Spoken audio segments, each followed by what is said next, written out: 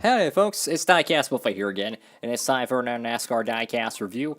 Today's car we'll be reviewing is William Byron's Liberty University Daytona 500 Wave Special Edition Chevrolet Camaro. And this one is very similar to last year's, but at the same time it's not. So, from first glance, you can see that clearly the side number, and I'm not sure, but maybe the roof number 2 are both red in the last car from last year. This year, it's white, and this is kind of something they took from the, what is it, the Charlotte car, I think? Yeah, the Charlotte car, and they released that one in the PTC mold way back in whatever January, and I still have that horrid images in my mind. But yeah, they released it in the PTC mold, and it was really cool, you know, having the white numbers on Byron's 24. But at the same time, it's just like, man, why put it on the PTC mold? So I'm glad that they changed it to the white numbers for this year. Looks much better on the car, I think, and very cool to see it on the actual good L mold, the EL mold. The back of the card here, just, you know, straight up normal stuff. You do see the college officially licensed product there, which is pretty cool stuff. I will admit, it's pretty cool.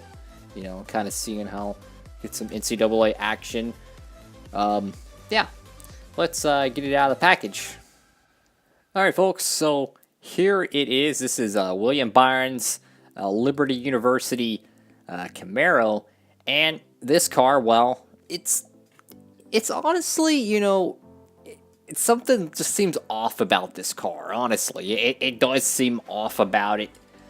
Something, I mean, first, you know, glance here, I don't know what they're doing with this white stripe here, but man, it just, I don't know. Something just doesn't look right to me, because it's coming up and it's like overlapping this, and it looks like it almost like just kind of like it's like going straight up here, and it kind of like goes up, and then it just rides all the way to the back of the car. I don't know.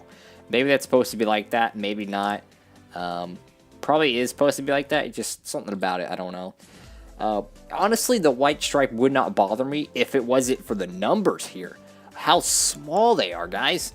I mean, just why is the number so small on this car? You look at it on this side, the numbers, they look about the same size. Yeah, the same size. So the numbers itself need to be a little bit bigger. And I think this is actually a design template flaw, because I've seen other 2019 Liberty University cars like this, and they have the small 24 on it. When you look at cars like this one that actually have the appropriate size number, and it's just really stupid. So that's a issue on Lionel's part, but for the most part, this race car, it's got a weird kind of, you know, design to it. And what I mean by design, I mean by like color template design. It's got like a dark blue. You got some red, but you got an accent of kind of like a silver or gray. It looks good, but I don't know about this white stripe here, guys. I don't know. It just, when I see that divot there, it just like about it. If the number was bigger, I think it would kind of distract my eye from the divot. Instead, it looks like half the car is white, like two-tone white, and then you have a very small number. That just doesn't add up well, guys. It just doesn't. Overall, though, for what the car is worth, like, you know, the paint scheme and all, I don't think it looks too bad. It's just that part there kind of does bug me. But what the heck is going on here, guys? Look at this. This is that's a oopsie right there by Lionel. Yeah, you can clearly see the lines right here. I'm gonna try to get y'all a good view of this, so y'all can clearly see that, and how there's like a black line around the left headlight there. That just does not look right at all. Very big flaw there, and it's like this on this side too. So I mean, this card's already riddled with flaws, and it is on the EL mold. This should not be on this this stuff you see on the PTC mold. Very common overlapping decal stuff. That's a very big miscue in my opinion, because you know, when you see the lines through it, it looks so cheaply made. It looks like it's just pasted on, like they didn't even care. That's really stupid.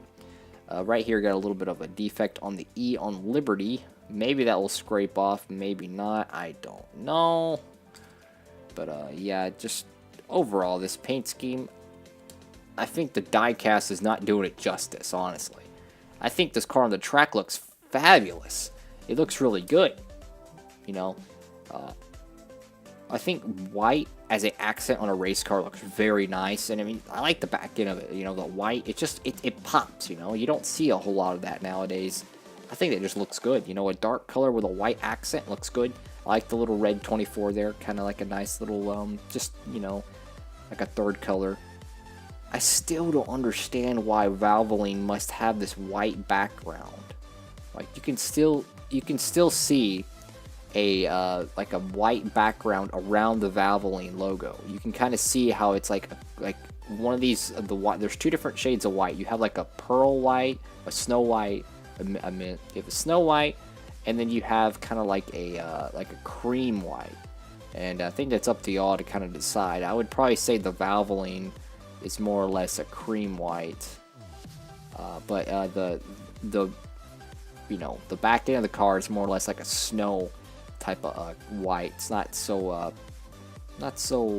bright, kind of more mellow, I guess you could say. But just overall, though, I mean, this paint scheme, I think it's just, I feel like they could have done a little bit better on it. I think they could have, like, I just, the car on the Cup car, or the design on the Cup car, looks very good. It really does. And then you look at the decals on this die-cast, and it just doesn't do the car justice, guys. It really doesn't. You got big defects here. You got a defect here. I'm just waiting to find something else that ain't right with this car. Oh, the numbers. That's a huge, like, the thing is about me is that you get the hood decal right, you get the numbers right, and you get this decal right. Everything else, worry about last. Get the numbers right. When they can't get the numbers right, the whole car is just, it looks tacky. And that's how I feel about this car. I mean, they couldn't even get the American Ethanol logo right. So, I mean, this thing's just, it's got a whole bunch of little bugaboos on it. But, yeah, just, I don't know, guys. The car feels good. It feels new. It feels clean. It feels good. Then you look at it, it's just petty, you know, petty little issues that are really affecting this car. And I don't know what Hendrick keeps doing with these little post designs here.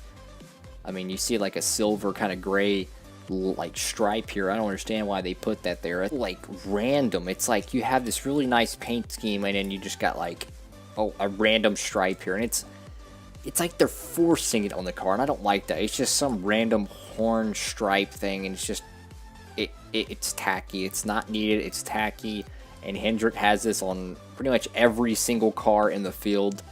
Every race, they have this kind of like signature, like weird stripe thing. It just looks really, really stupid in my opinion. But overall, this car quality-wise is definitely not there.